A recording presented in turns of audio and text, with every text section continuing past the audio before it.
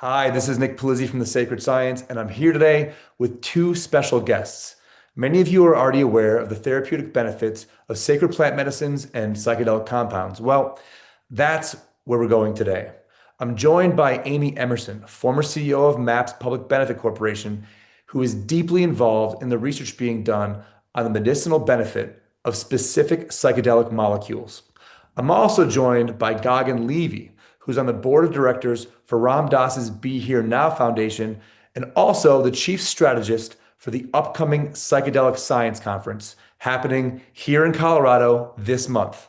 How you guys doing? Good to see you, Nick. Excellent. Just, drinking from the psychedelic fire hose at the moment, coming down the pipe to this conference here in Denver, but doing good. So exciting.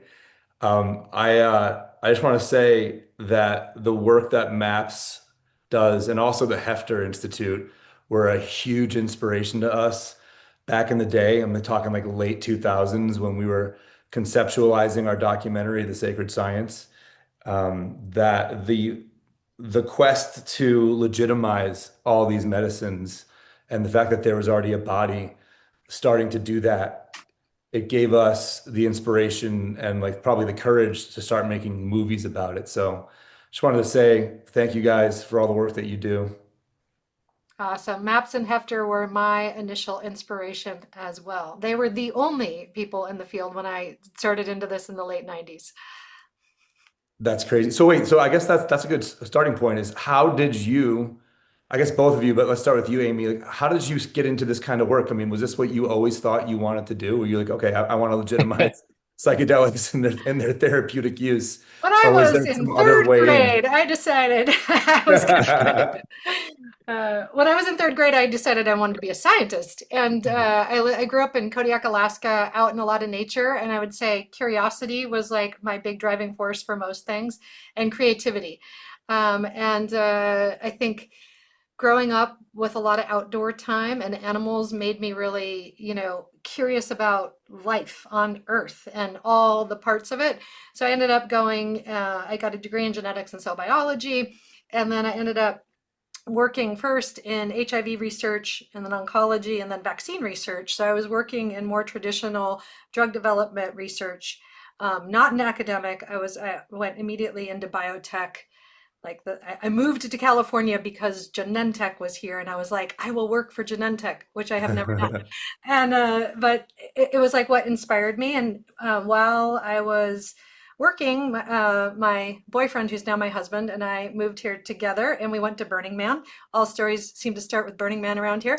We Mhm. found some moop on the playa that said Mind States Conference, and it was like next week, and we were like, oh, let's go to this. It's like right down the street. And from the Mind States Conference, which was kind of the only psychedelic conference that I even knew about in the late 90s, I met, you know, it's like only 200 people attend that conference or so, a couple hundreds, Right. maybe more than that.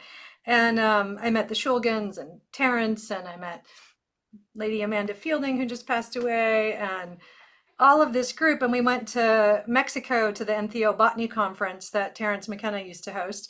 And I was like, I don't know. I'm like so interested in this. I'm just going to have to keep going to it. But I never thought all the research was academic, and I never really thought that I would be able to be a part of it. I was looking into it. Hefter was there, but they were mostly academic research, and MAPS wasn't really like going in research in Right. the late 90s. So I met Rick in 2003, and he was giving a talk at the next Mind States conference about wanting to bring MDMA for PTSD back through like the regulatory system, back through the FDA. And I was like, I know how to do that. I've been working in drug development.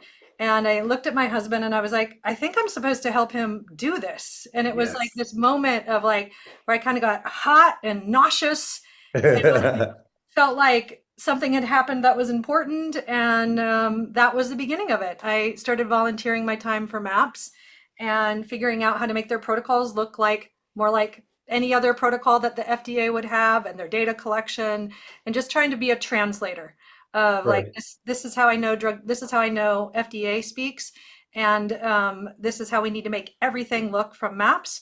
And I had mostly been working in vaccines for the last like 10 years before I joined MAPS.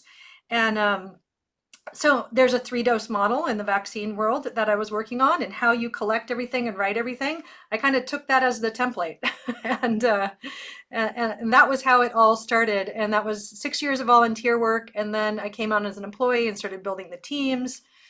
And then I took the leadership of the Public Benefit Corporation, and then Lycos. Wow. And now I have stepped down since we did not get approved. So I stepped down in Right. October. And now psychedelic science has been taking up all my time. So I mean I love, so you mentioned back through these, bringing it back through these processes, these FDA processes, and I want to kind of get into that later in a little while. But first, Gagan, how did you get on this path? How did you get connected up to all of this? Well, this is what you end up looking like when you're given a bag of mushrooms and be here now at the age of 13. That's the truth. I'm one of those, like, I just knew when I tried psilocybin for the first time that this was something that we needed to get more into the water. I wasn't really thinking about it from a mental health standpoint. I was thinking about it from kind of the standpoint of being very attached to what success might look like for me in this body, in this life, and where a lot of suffering kind of was coming from with Mm, attachment and things like that. So reading Ram Dass helped me because I had a very similar upbringing. He was raised by, he was Richard Alpert. He was raised by a very wealthy entrepreneurial family and pushed to be ambitious and always, exceed expectations. And I was similar. I was, grew up on the East Coast in Baltimore, and always exceeded expectations. Very academic, wanted to make as much money as possible, and all of that. And it was psychedelics that showed me there was maybe a different way than the matrix that I was currently stuck in. And so that's where I started to drop in to just realize the importance of this, like, technology that is here right. for us. It's psychedelics, on many levels. And I won't go too deep into that right now, but that's where it started. And there's a history of mental health issues in my family, and unfortunately, my younger brother suffered not just from that, but from addiction. And psychedelics became something, specifically iboga, that started to help him actually through his Mm, addiction. It's a very tragic story, a sad story. He passed uh, 7 years ago, but I saw the potential in psychedelics for folks that were suffering from similar issues as he was. And around that time, I got introduced, actually a decade before that, I was introduced to Rick through Ram Dass, mm. and because I spent a lot of time with Ram Dass over the years, and he was telling me about the importance of this medicine and how Rick was on this path with MAPS, and so that's what opened me up to it. Then we got a chance to come in and work and kind of help MAPS develop a better brand, better storytelling, elevate their storytelling along with kind of the journey that they were on. And I'm just a huge fan, of there being kind of for any movement like this, needs to be a commons, and a trusted kind of central Right. authority. And MAPS has been that for this movement. And Rick has, really led that charge in a lot of ways. And Amy, has really led that charge in a lot of ways as well, coming from MAPS PBC. So, just been honored to be on that ride, and then was tapped, I don't know, months ago to help kind of lead this conference that's coming up in Denver in June. Yeah, so been honored, and both uh, excited to be a psychonaut lifelong, and excited to continue to bring this medicine, to destigmatize it, for people, for people to feel safe, to continue to lean into practices of harm reduction, to continue to lean into advocacy and making this more available in lots of ways. So many questions. I want to kind of start with something that you alluded to. It certainly is how I got on this path is the medicinal aspect of all of this. I I know so many people, including myself, who went through really dark times at some point in their life, whether that was something that was trauma induced, whether it was something that was chemical or biological, genetic, and were helped substantially by entheogens.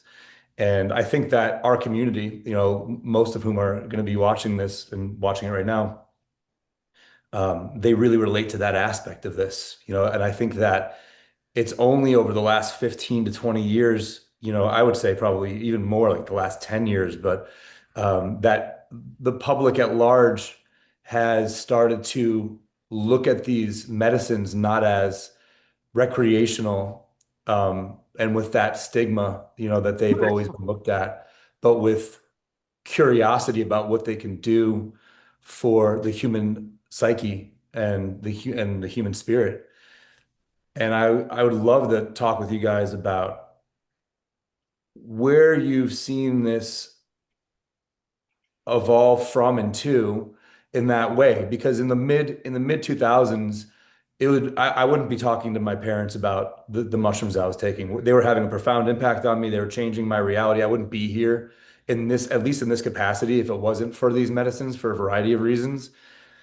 I wouldn't talk to them about it. And now not only am I talking to them about it, but my mom took two heroic doses last year, I mean, on her own. Like, I mean, I might have facilitated some of the things, but like, it's not even, anywhere close to where it was 20 years ago, or 15 years ago, or even 10 years ago. W- what do you think led up to that? And how do you think the mission has sort of evolved along with the public embrace of these medicines? Do you want You me want to? to jump in, Amy, or you want me to? Sure, I can.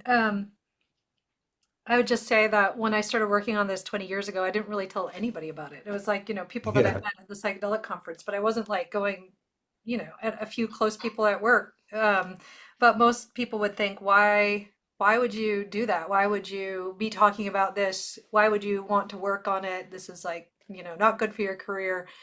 And so everything has changed a lot. Like I think there's been a lot of Yeah. focus on the setbacks that we've recently had, but we really need to look at this longer arc of what has happened.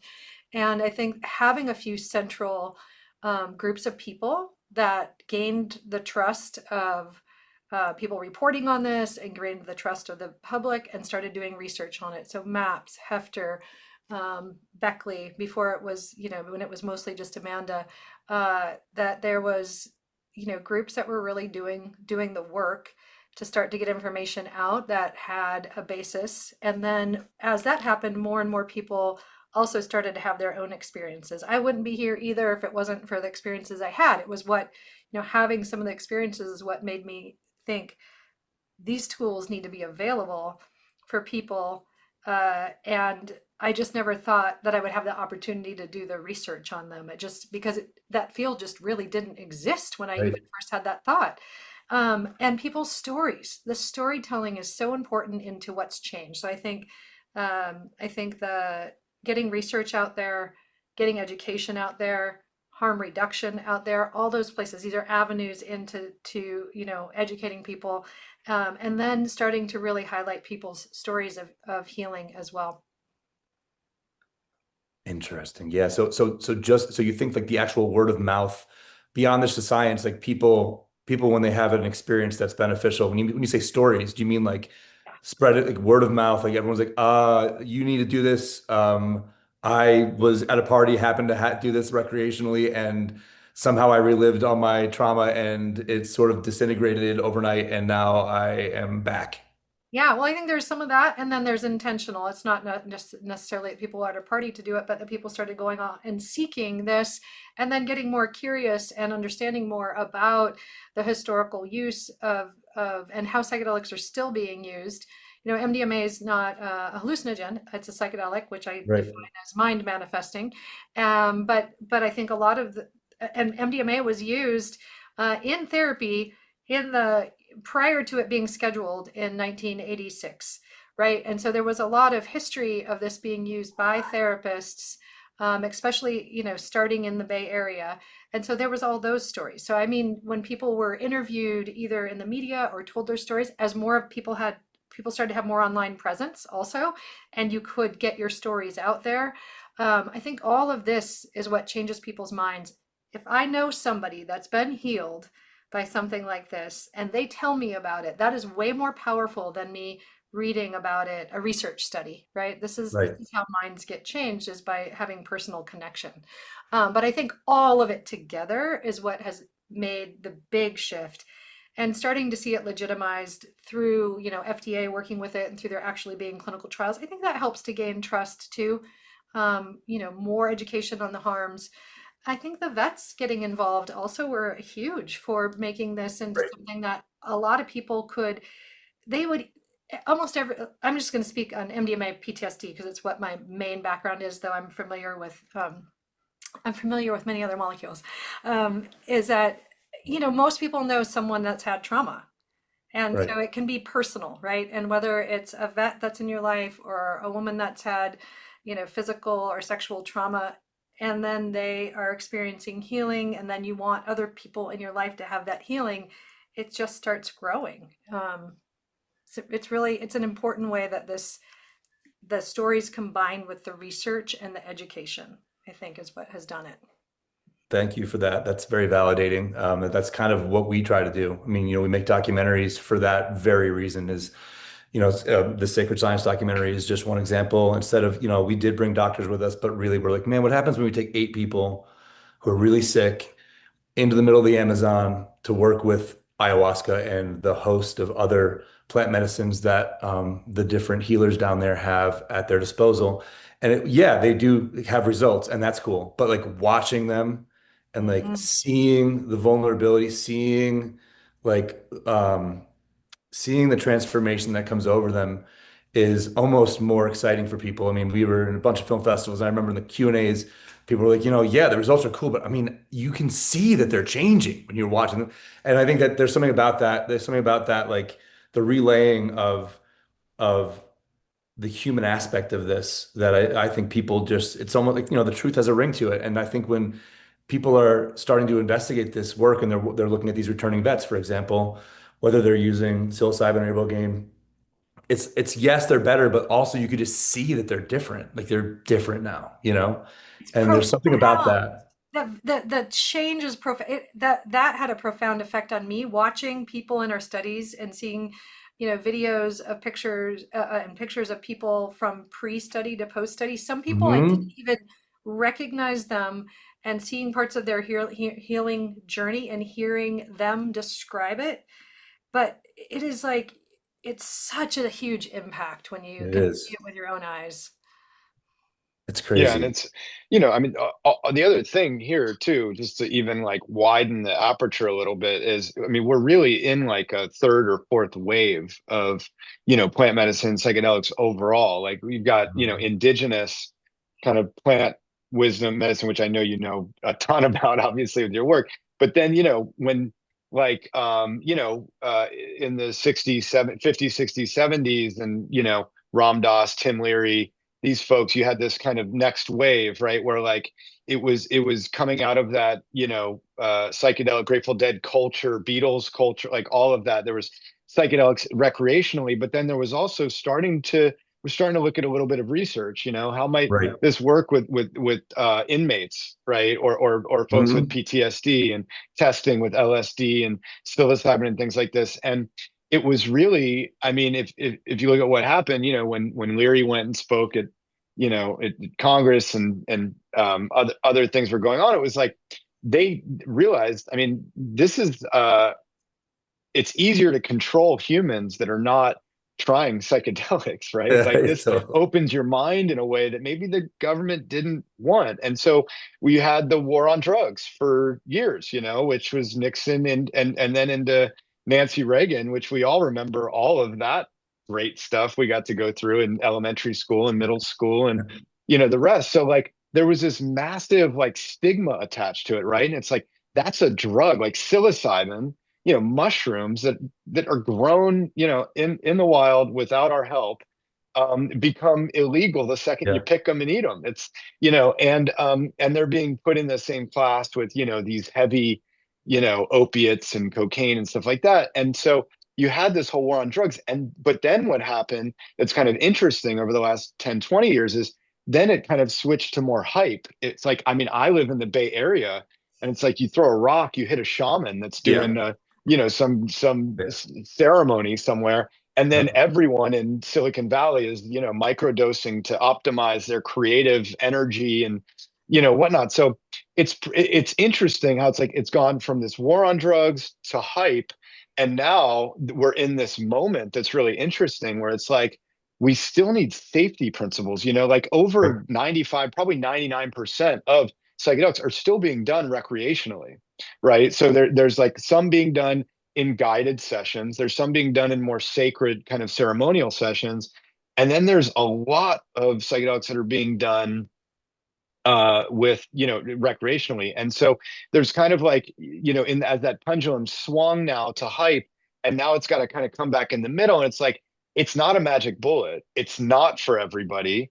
There's certain things to be thinking about going into it, like set and setting, and then proper integration afterwards, and safety principles around it, and things like that. So it is something to be taken, seriously. But I just wanted to kind of give that like wider context of Right. like the whole, timeline of what we've seen as humans with these substances. You just give me a flashback to like middle school when they give you that. Did you get like the drug board in health class where Oh it's yeah. like Oh they yeah. show you a little bag, fake bags of everything, and it's like you have right somewhere in the middle is like you have cocaine, you have crack, you have crystal meth, you have heroin. Right in the middle, there's like a little bag of like cannabis, and then maybe there's a couple mushrooms, and it's just all the same. There is no like tier system. It's like these are drugs. And if you try them, you're going to become a drug addict and you're probably going to go to jail. You know what I mean? Like, that's the public service announcement in middle school. I wonder what it looks like now. I mean, has it gotten a Well, little now, better? to me, what it looks like is like instead of just say no, Right. NO, it's just say no. It's KNOW. It's like just, understand your own physiology, understand if there's a history of mental or physical issues that could mess with you. And then there's certain safety principles, of moving into, having something like this, like a nice son that can help you facilitate as you put forth earlier. Yes. I think the people are starting to catch on that prohibition doesn't work. It didn't work for like sex ed, birth control type of education, and it doesn't Right. work for drugs. I didn't have that drug board, but I do remember sitting in Catholic school and getting drug education and thinking, huh, I wonder when I'll be old enough to try those things.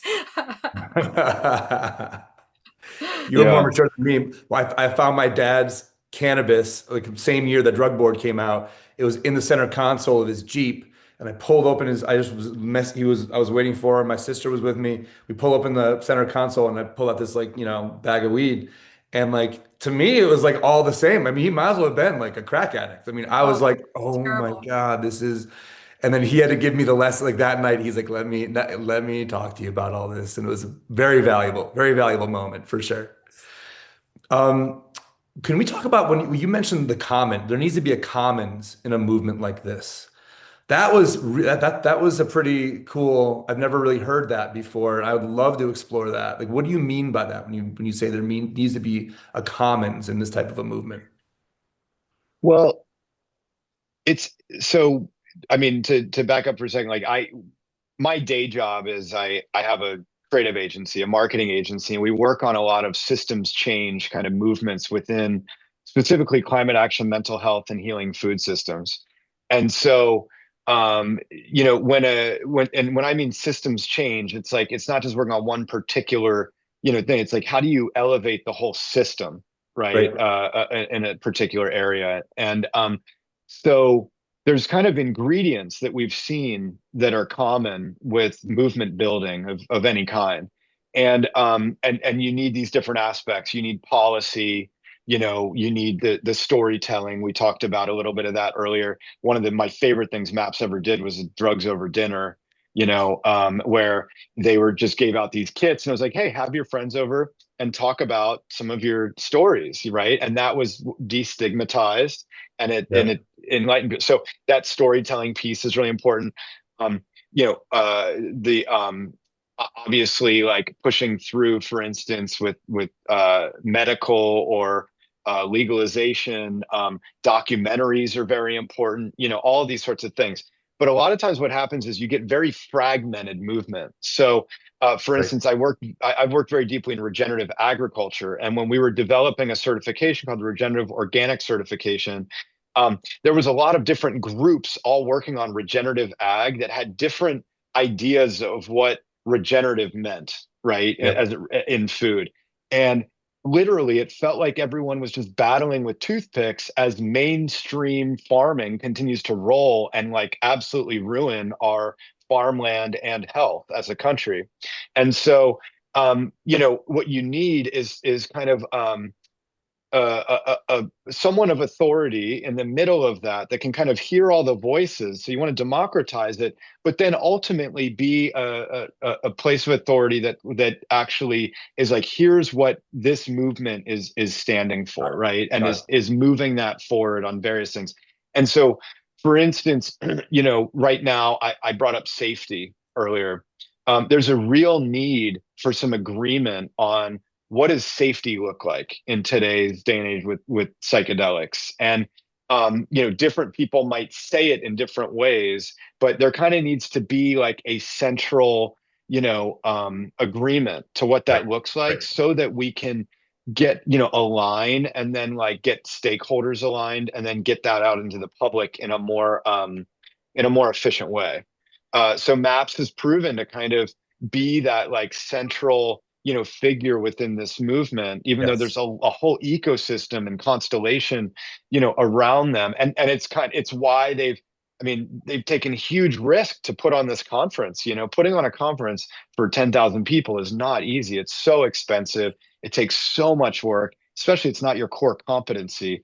But they are literally seeing the space and saying, no, like, we're at a threshold moment and we all need to come together. And so we're going to provide this common space to come, and for a platform for all these important voices, whether it's the scientists, the politicians, celebrities, practitioners, patients, all to be heard in one space and move the ball down the field, because we know that we're suffering. There's a mental health epidemic, amongst other things, that this can have a positive impact for. And so that's what I'm thinking of when I'm thinking of a commons. And it happens both in real life, like a conference like this. It also happens digitally, to become an aggregator and kind of a filter for what's information that's positive, good information, and what's stuff that maybe is some misinformation or disinformation that needs to be discarded. Yeah, Yeah. I think it's so important, Goggin. And it's like we need those. You said the word standards, and it's something I'm really interested in. And like so you're talking about it from like the whole ecosystem perspective. And one of the things that I love that MAPS has done is like, even when the conferences were really small, like in 2010, is it always had multiple viewpoints. There was always a space for, for plant medicine, for research, for psychiatry, for the art, for the social, for the anthropology. I love that there's just these different lenses to look at the problems that we're struggling with from, because I think that really brings a lot of creative energy and problem solving and ideas into a space, and does help us kind of create this commons. And then, you also have to kind of take the different parts of it. Like there's, state level work that's happening. I've worked only on the federal level for prescription, medical research.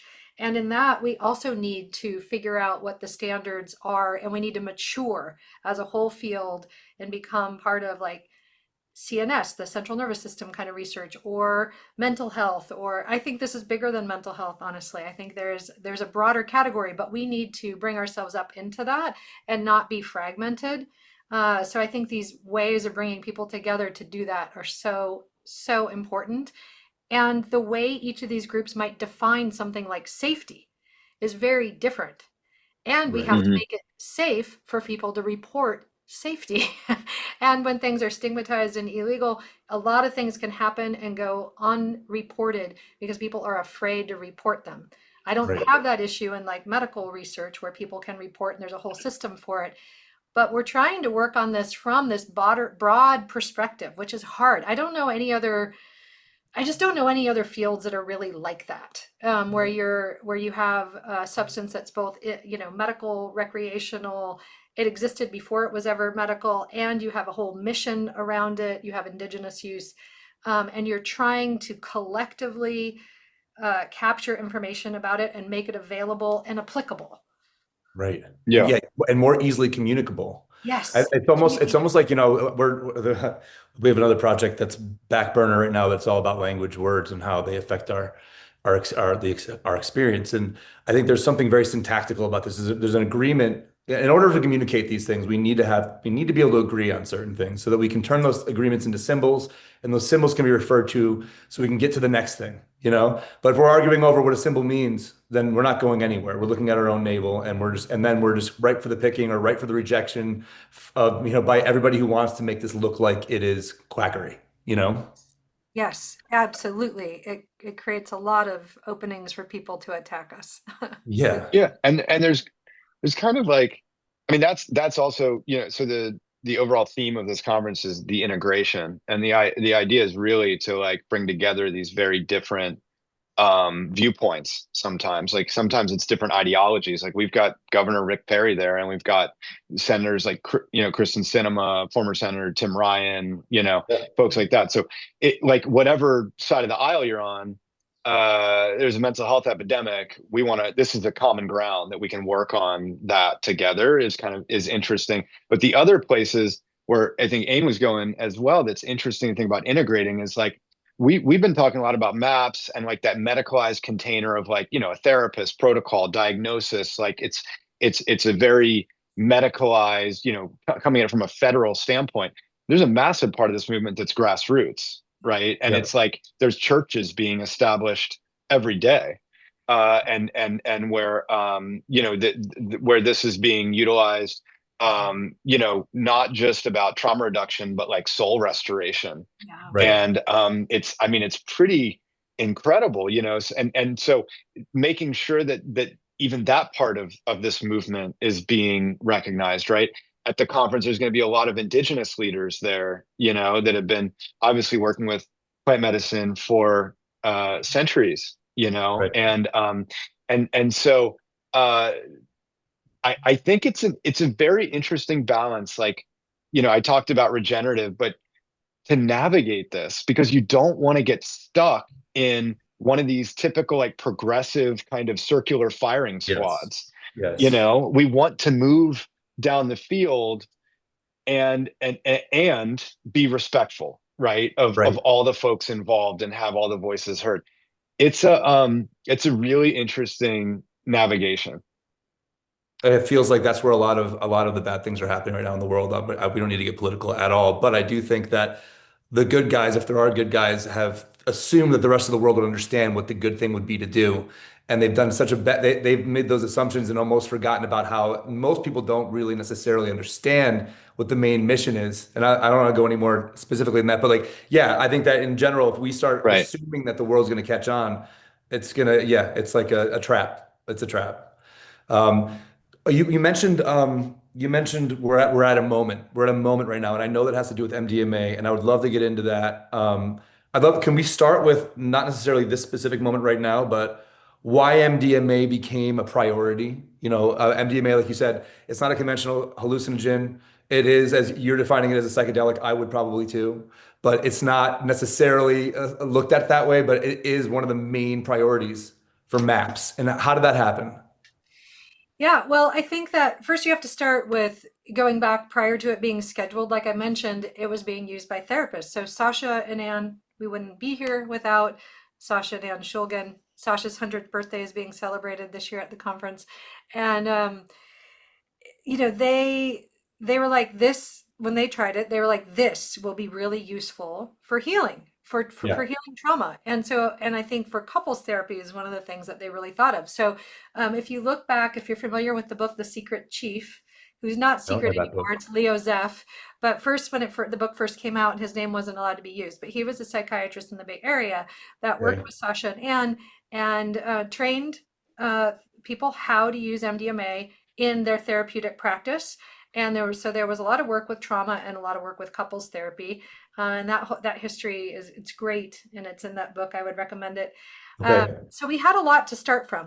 Also, because of the war on drugs, there was a lot of research on MDMA to try and prove how dangerous that it was. So NIDA was doing a lot of research. So there's a lot of publications from people that were doing academic research, people that did do this research prior to it was scheduled, and then a lot of research by NIDA. That allowed Rick, when he was like, so when Rick experienced MDMA, I think he realized like this was the thing. This was the thing that could work on trauma, and some trauma is something everybody has somebody in their life, or even the accumulated trauma that we all have, that needs work. And there's people, so it's personal. And meeting Sasha and Anne and understanding the history that was already there allowed us to start our studies when he decided this was a thing that should go and be taken through the FDA because it was getting scheduled. When he knew it was going to get scheduled, he was able to have Purdue University make a couple kilos of MDMA for clinical research. So we had it available, and we were able to take that. He was able to take that and open their file with the FDA and get permission to treat people with trauma. The other thing about trauma is it's like, there's a risk benefit analysis that you would do, and there's not a lot of good treatments for trauma. People tend to be on something lifelong. It's thought of as chronic. So you had a good risk benefit ratio. He had the drug supply, and there was a long history of use and a lot of publications. So he was able to get permission to start pretty much after a few studies, pretty much right into phase 2. And that's where I met him, was right before. He was trying to get permission for those studies when I met him. He had FDA permission, but not ethics committee permission. And then it just kind of built from there. And from there, it also went into, let's think about the veterans, because this can be bipartisan. Trauma happens to everybody. This is like a bipartisan issue, and it should be thought of that way. So it was just kind of based on he was able to catapult something forward because of all the work that was done before. It's also much easier to work with something like MDMA that is produced in the lab than it is in plant medicine when you're working through FDA. The botanical pathway is a little more difficult. Okay. That's interesting. That answers another question I was going to ask in a bit. But so what is the current legalization status of MDMA? I can't even really tell anymore because all the clinics around here are sort of out, in the back room. They're giving you all kinds of things. It might not be understood or above board or whatever. It's not but legal. anything goes in Colorado. Like the minute that psilocybin became even slightly legal, everyone's like, all right, fine, we're good. Let's just roll. But I mean, what is the actual legality of MDMA use nationwide? At a national level, it is not legal. It has not, at a federal level, it has not been. It is still Schedule 1. It is not legal for use. It is still Schedule 1, even in clinical trials, which means that there's no known medical use for it, which I think we all know. There's some archaic things with the way that we look at laws. I would love to see things, once there is some evidence and they're in clinical trials, be moved to Schedule 2, because that would facilitate research. It's really difficult to do Schedule 1 research. But it's not legal is the quick and simple answer. Not even for therapeutic clinical, nobody can practice. In a clinical trial only, because then you have permission to enroll people in a clinical trial, and that has to be a trial. It can't just be a practice that also uses. Wow, that's so funny. I assume because there's no legal way to get MDMA except for medical research. Got it. I just assumed it's like basically being sold in Walgreens around here. So I figured it was legal. But and even at the state level, it's not. It was not included in the plant medicines work. There's been attempts to include MDMA in in the state level reform work, and I think a lot of it has been like, basically where it's been demoted, where there's not much attention put on MDMA as far as like criminal, pursuing this. But it's still, it's really difficult to get those state level reforms through if they could include a white powder. Right. It's like plant medicine is much easier. And I think that's where we have to start. I think there's a good reason for this. I think there's also, we haven't got the safety, as Gagan was saying, we haven't got the commons, together. We haven't got don't have a good way of collecting safety across all these different use cases. And we need those things in place. I do Yeah. really think it's important that we do the research. I'm not against recreational activity, but I think we need the research if people are going to start doing this. And we need the training, and we need the right practitioners, and we need the Right. people going and seeking this to understand their rights and Yeah. what is safe and what is expected, because this is where we leave room for people to get taken advantage of. So there are some real promising studies about MDMA coming out of Johns Hopkins, right? And I almost want to say Harvard Medical School did one, did they? Johns Hopkins has been mostly Oh, focused on psilocybin? psilocybin. Yeah. Who's the MDMA? That's been the studies from MAPS and Lycos. But what medical institutions are helping with those? Oh, so we were working with UCSF, and we worked with University of Wisconsin, and we worked with NYU, and then we worked with a lot of private practices, and then there are a lot of there are institutions doing investigator-initiated clinical trials with MDMA. Okay. There's the VAs that are actively doing MDMA studies. There's an active duty study for the first time. It hasn't started yet, but with the DoD, there's permission for them to do an MDMA study. So there is a lot of work. And then MAPS, the nonprofit MAPS, not MAPS PBC or Lycos, is really focused on humanitarian work. So working in the Ukraine, working in Somaliland, working in various areas to do some humanitarian work for traumatized populations. Interesting. And so despite these studies, I mean, are they substantial? I mean, are there substantial results where it's like almost like undeniable that this is having a beneficial impact? Well, so officially, nobody except the FDA is allowed to say that a prescription drug is safe and effective, and that can't happen until it would get approved. And we did not get approved when we submitted. But I say we have 2 phase 3 studies that had positive efficacy and good safety results, and those are published. Got it. What is the biggest hurdle that you are presented with right now? I mean, there is a setback. So do you want, I mean, maybe we talk about the exact what happened? What happened that kind of set us back? Yeah. Mhm. It's a little bit of a complicated story, I think. I think there's stigma and fear, I think set us back. And so there was we were moving forward, and I think it took a really long time. Like, I've been working on this for 20 years, so it took a long time. And then all of a sudden we got to a place where we had breakthrough therapy, and we were doing these phase 3 studies, and people started to kind of pay attention. And then we completed the phase 3 studies. We had very good results, and we were going to submit for FDA. And I think then it was like, oh, wow, this is like happening. Now it's moving faster. And we had not really done all of the work to bring, I think, all of the kind of important players in the medical systems and the APAs and in the institutions along with us. You feel like you're doing it, but you're a bit speaking to the choir. We had 14 sites that were working on this, and lots of media, and it feels like everybody knows about it. And that's just not the case. Right. And there was also a case of sexual misconduct in our phase 2 study in Canada, in a very small study that I think had 6 people in it. And there was a person where there was sexual misconduct with one of the site personnel. And that really, really Right. gave people an inroads to, like, listen, this is scary. People are going to get abused. You're opening them up. We're not ready for this. So all of that kind of came out as we went to our hearing with FDA.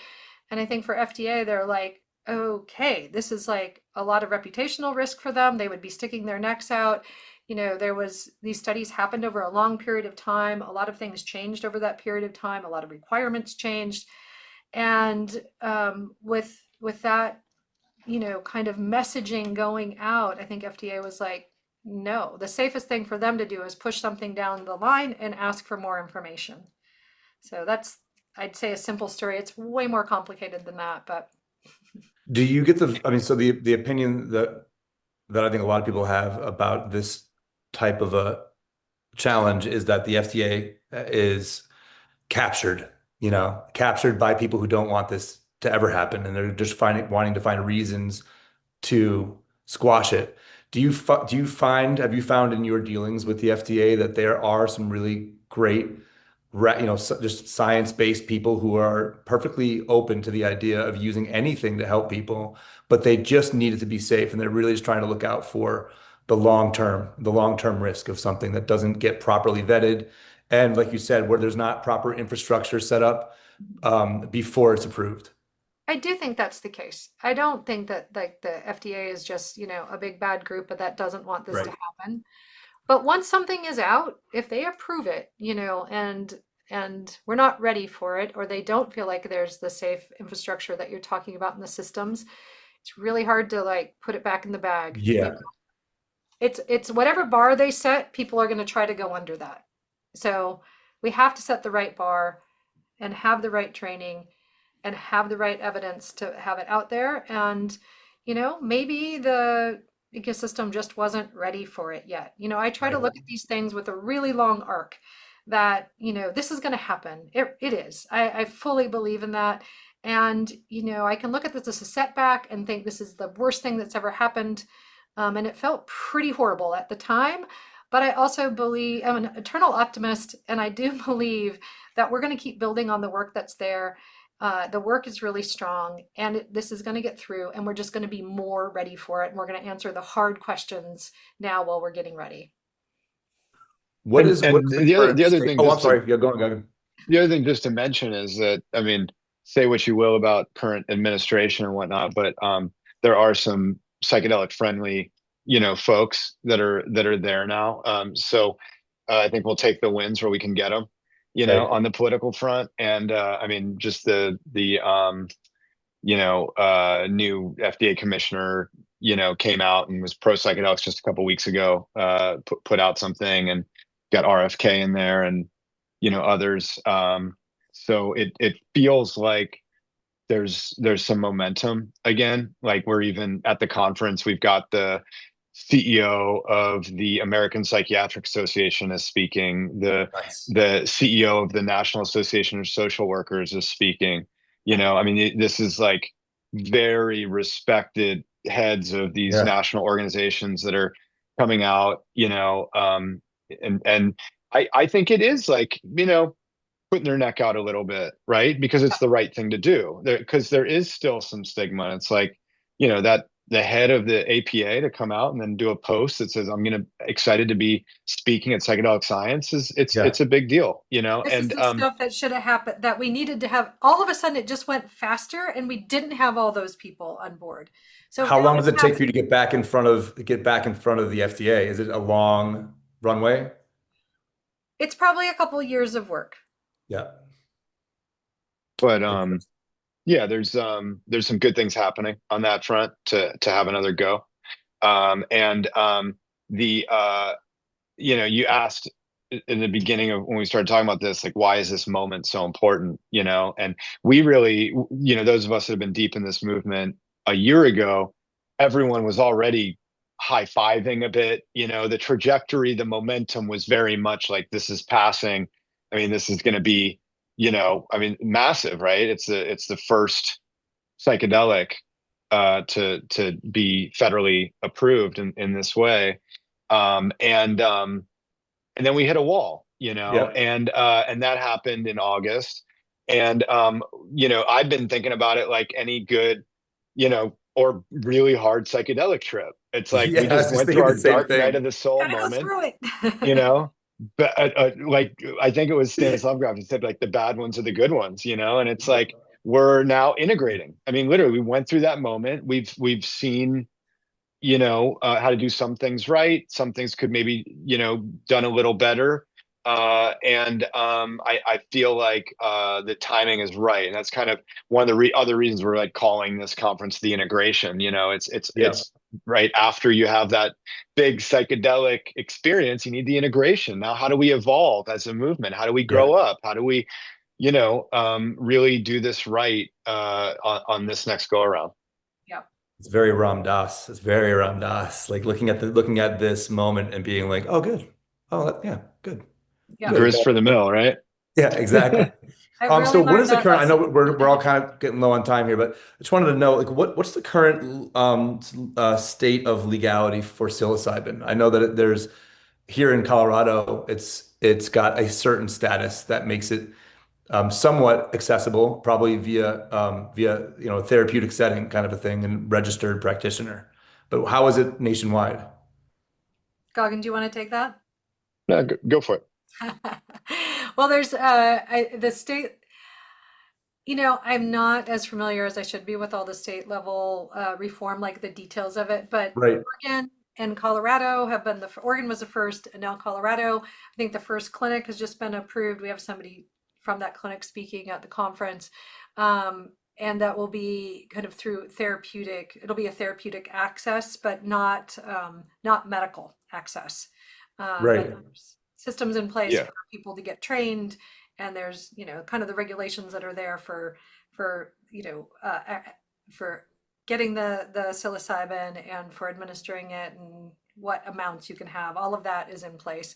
And now also in New Mexico, they just passed.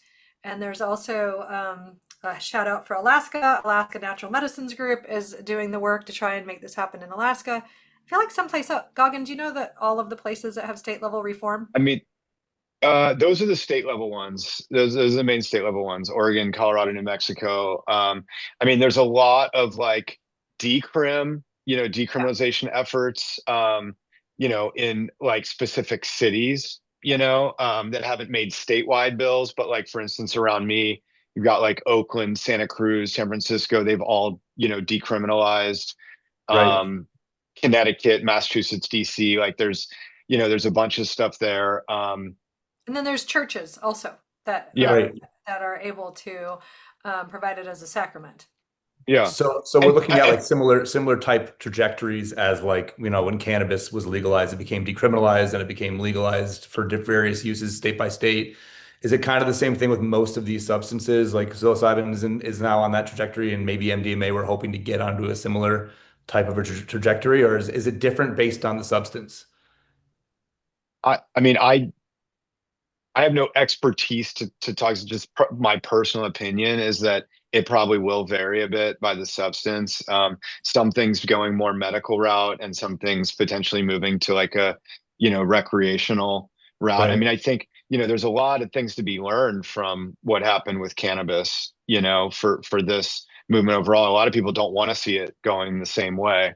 There are a lot of similar folks working on the policy side of this, with various views. But you look at cannabis, it's like it's not the same cannabis that like was being smoked back when I started smoking cannabis. I mean, No. there's like high percentage cannabis that Yeah. really can mess you up. Like people Mhm. are having very difficult experiences, with Yeah. things like that. And so the fact that that kind of like went through, became recreational, and then all of a sudden you've got folks making like liquid diamonds that are like 90% Yeah. THC, Yeah. and then people having anxiety attacks that they can't come back. I mean, so again, I mean, it comes back to safety. And I think something like psilocybin, like a more of a plant medicine, is going to take a slightly different route than MDMA, which will probably be a more medical route, continuing to move forward with like Lycos and others. It's more Can we just speak? complicated Oh, at the sorry, go on. state level, just so you know, when something is a plant, when something can be grown, I think that's easier at the state level. If something has Right. to be made in a lab, then you also can't transport it across state lines. So you would have to have manufacturing, in each of the states that was going to do this type of reform, and it has to be at a GMP level. And there's a lot more complexity to that for the state level work than with the plant medicines. I think there's also just something that people are able to accept Right. more with plant medicines. And like Goggin said, kind of there's a lot of things we need to have in place for safety before things should just be exploding out there, because it's all gonna, as soon as it's out there, people are gonna innovate on it. It's gonna become Right. something else. The plant medicines, I don't know what you've seen with MAP. But plant medicines for us, I think, are a beautiful gateway from a lot of the natural health, wellness, spirit, certain types of alternative spirituality, personal development. all these beautiful and ever-growing communities of people are looking for, something to help, all things that we want, that we were seeking out. But I think that plant medicines seem a lot more inviting and a lot more um, embedded in some type of a cultural narrative that can be trusted. The story around them is a lot more gentle, and I think a lot more easy to easy to accept, easy to kind of adopt.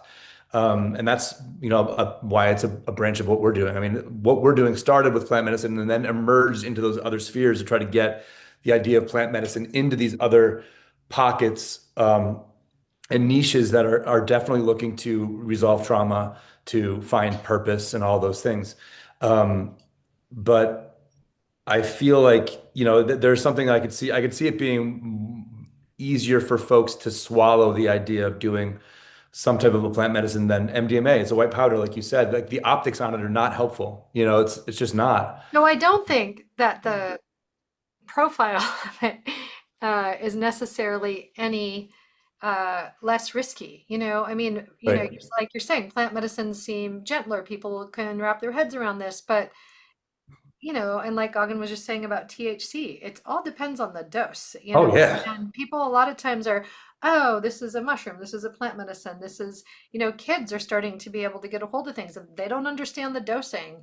And these are powerful, powerful substances that we Yes. need to understand and understand how to safely use and understand what a dose is, all of those things, because they are a non-specific amplifier of the situation that you are in can really affect that, and you can end up feeling pretty traumatized. So I just want to make sure that people are really thinking about that. These are not panaceas. We need some skills to work with these things. One Yeah. final question. I know that you guys are busy with all this. Oh my gosh, thanks so much for taking all this time with us.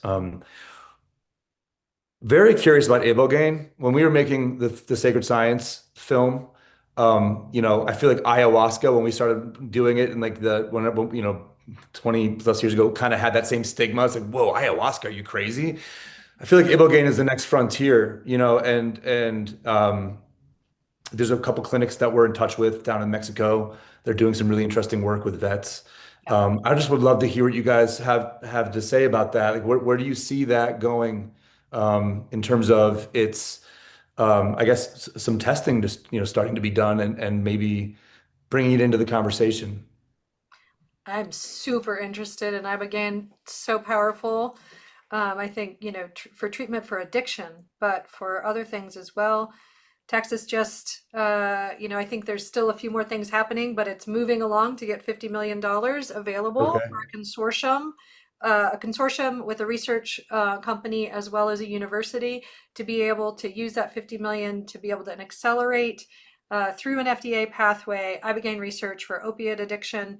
And I just don't, I think that's really an incredible breakthrough. I think it's a tricky one. It's complicated. It's a complicated molecule, one of the most complex. It's very long lasting, and it has a lot of potential. So Yeah. those studies are going to be hard to do. I'm really also happy that there are clinics that I find very trustworthy in Mexico doing the ibogaine treatment so that people can be getting the experience. I think the research from Nolan Williams' lab is great on TBI, traumatic brain injury. I think there's some Mhm. interesting neurodegenerative kind of indications possibly. I'm a fan. I'm for it. I'm Yeah. for it. I And think it's also a really powerful plant medicine that we have to understand how to use it properly. And it has some cardio, issues, so people do need to be careful of, making sure that it's safe for them to use. yeah, and I just offer, as well. I mean, something that's been interesting that I heard from, mutual friend with Amy Gould Dolan, who on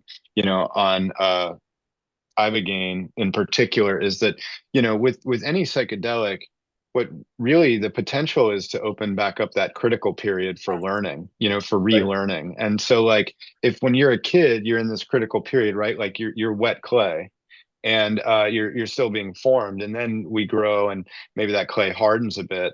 Psychedelics have the ability to then re-wet that clay again and provide some neuroplasticity to learn new ways to deal with, triggers and traumas and things. And so, ibogaine is one that just opens up that critical period for a longer time, so that you can really, if you have proper integration work, you can really be working on yourself. Whereas psilocybin might open up for hours to days, you're talking about weeks to months Right. potentially with iboga. And so there's real promise in that, from a number of things, and from a personal standpoint. And I've seen both it like the amazing things that ibogaine can do, and I've also seen the other side of it, where it put my brother into psychosis, Yeah. basically. And that so when that critical period's opened up, if you're not doing proper integration, and I'm talking 10, 15 years ago, when it was a little more Wild West down in Mexico with some of the ibogaine clinics around the Sayulita area and stuff like that, where, people would do ibogaine and then they were doing outpatient in quotes. And there were people in that community that were preying on addicts that they know were sent down there from families that had money, and then introducing them back to their drugs or other drugs that are even worse.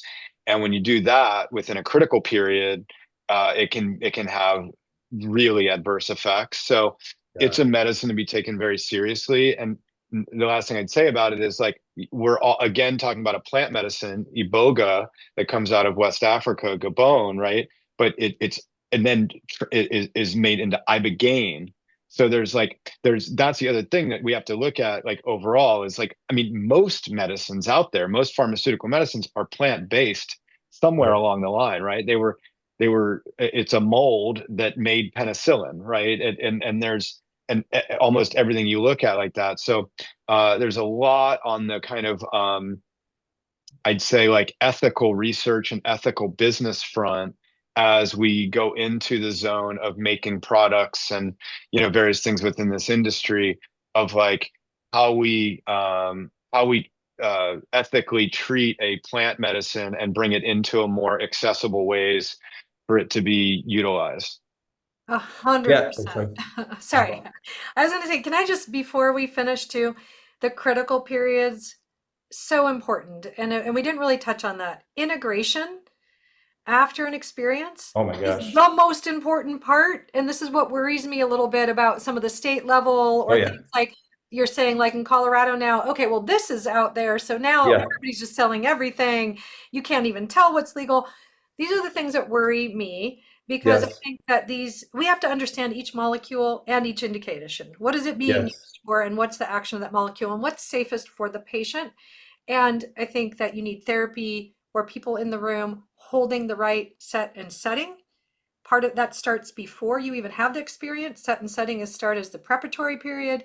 You have to have a proper set and setting, people that are properly trained, because you don't know, you might be thinking you're giving this to somebody that doesn't have trauma, and then all of a sudden it comes out, right? And so are the people there prepared to handle that? Right. As this is, like I said, the medicines are, and Goggin said, that it's opening a critical period. And what happens during that critical period is like reinforcing. So you want to have memory reconsolidation, you want to have reprocessing kind of the trauma, and you want to have Yeah. that during the session. And then you need the integration visits after. MDMA and psilocybin reopen that critical period for about 2 weeks. So important what you're doing during that time. This Oh is my when you get gosh. to make new habits in the way that your brain is working. You get out of those old grooves and create some new ones. So just such an important thing for anybody listening to this to know is, if you're going to do any of this, like, really understand the molecule you're choosing, why you're doing it, who you're working with, and make sure that you're getting the preparation and the integration afterwards. Yeah, I mean, it brings you back to that notion of, like, the back room psychedelic assisted therapy that's happening here. And I hadn't even really thought about it too much. I've just been kind of like trying to, like, integrate the what I'm hearing from different people, from different practitioners. But there's a lot of, I guess, one I would say is lack of training. I think that everyone's trying to figure out what to do with it. They have they're certified in something, they're certified in some type of a therapy. A lot of somatic therapists are using psychedelic assisted therapy now. um, also including MDMA. But what I'm hearing and what I've experienced a couple times myself actually is like, it would be nice if you had been given an education on like exactly what you should do in this situation. And there isn't a huge respect for the integration period. And I don't know if I don't think it's out of any like malice or anything like that. I just think it's a lack of a commons, like you're saying, a lack of a place where everybody understands this is how you do this. We all understand now this is the SOP for working with MDMA in a clinical environment. There's always this beforehand, there's always this during, and never this Yeah. before or during. And there's always this period of integration that needs to happen before you send them on their merry way and expect them to integrate back into society. I think there's a lot of that going on. It's really kind of clumsy and it's really kind of a clumsy Yeah. thing where people are having a hard time. Our Yeah. practitioners need mentors, right? Like there Right. used to be such a small group of doing this, and it was more underground, or it was prior to it being scheduled. And so that it was this knowledge was passed down when I'm thinking about MDMA therapy. And then if it's indigenous or Right. traditional use, that knowledge is passed down. So people are trained and then they mentor for a long time. So they really Right. learn. And then, and then they have their group that they work with that provides peer support as they start to do this. So I think that it's Right. exploded so much. We don't have our bench kind of Yeah. our practitioners that are also the mentors, and we don't have all of that in place. So people, I don't think it's any malice in it. Like they're going and getting their training, they've had a few experiences, they're treating people, they want to do good, but they're really not prepared for the breadth of what can happen. Yeah. This is the good work that you guys are doing. This is why MAPS is so important. Everybody who's watching, this is what they're trying to do. This is what we're trying to do. Thank you guys for taking the time. Can we talk a little bit about the conference before we go? I know that a lot of folks are going to be curious about what this is. Some might already know what it is, but there's still room left, I believe. It starts in 2 weeks. No, yeah, 2 weeks from Yeah. now. So it's June 16th to the 20th in Denver. The 16th and 17th are mostly workshops, really amazing workshops. You can go to the website psychedelicscience.org and you can see all the workshops and different things happen there. But there's workshops like Dick Schwartz, who invented internal family systems, is doing a full workshop. There's a Stanislav Grof breath work, holotropic breath workshop. There's things coming from out of Zendo around harm reduction. There's just fascinating The workshops. therapists from our studies, Michael and Annie, Bruce and Marcella, they're doing some workshops on MDMA assisted therapy. Yeah, it's really like a buffet of goodness happening there in those first 2 days, and then the 3 days, the main conference, Wednesday through Friday. 14 stages. A couple years ago, it was 13,000 people, but different tracks, right? So there's a overall like the keynote culture stage. That's where you'll have your big like politicians and celebrities. And I mean, I mentioned some of the politicians earlier, some of the celebrities that are fun that are coming, like Reggie Watts is coming, Tycho, Nice. Jim James from My Morning Jacket, Isn't he all. performing at the Mission Ballroom like on the 19th? Yeah, so We're going. Reggie Watts is with Flying Lotus on Tuesday night at the Mission, and all week. So if you go to the website, one of the tabs says fun, and you can see. I mean, there are so many So events many. happening. Meow Wolf, and all the things around there, and then at the conference, there's also an expo. So there's the stages and thought leadership and stuff like that. But there's also an expo with lots of exhibitors bringing forth like whether they're clinics or retreats or products or research or it's universities, opportunities, job opportunities, all kinds of things there with exhibitors. And then we've got these, of course, wouldn't be a great psychedelic conference without having different immersive experiences there. Right. So we've got some really cool, we're calling them space stations. And Dr. Bronner's, who's been a major supporter of this movement on the MAPS board, like they're doing an incredible whole deep space sort of space station, and with art, and Tribe 13 will be there with the huge psychedelic art gallery. There's sacred rooms with some leaders of ceremony. There's some, more like somatic kind of experiences that we're having there as well. So Yeah, it's going to be a lot of fun, but more than anything, it's really the largest and most important psychedelic kind of gathering of in the world that happens, and so it's where everybody will be coming together, to just move this all forward. So yeah, hope you can join us. We'll Nick, happy to, like I told you, throw out like a discount for your audience, so that folks can come. And yeah, we hope to see as many of you as possible there. You guys, if you're watching, there's a link somewhere near this video, either in the description or on the page that it's embedded upon, maybe even overlaid somewhere, but just click the link and you'll get a discount. Um, I've been to so many of these. I just happen to live right near this one. So it's like me and all my friends are going to be there. So if you go, then I'll see you there.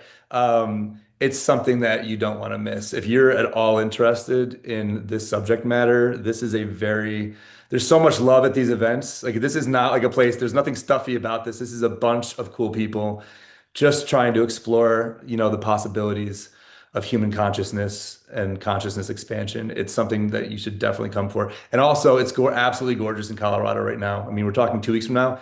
It's like a tropical environment here. We've just been getting so much rain. It's like lush. The mountains are like just bursting with beauty. Um, you know, uh, this is a good opportunity. The time is now. Click the So link. fun. Click the Okay. link. I'm going to be Um, interviewing Goldolan on the main stage. We will talk about MDMA, octopuses, and critical periods. ooh, cool. Very cool.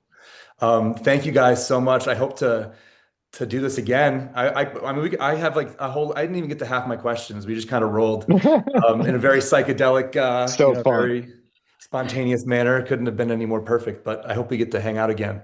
Yeah, me too. Absolutely. Thanks for having us. Super fun. Thanks Yeah. so much. All right. All right. We'll see you in Denver. See you there.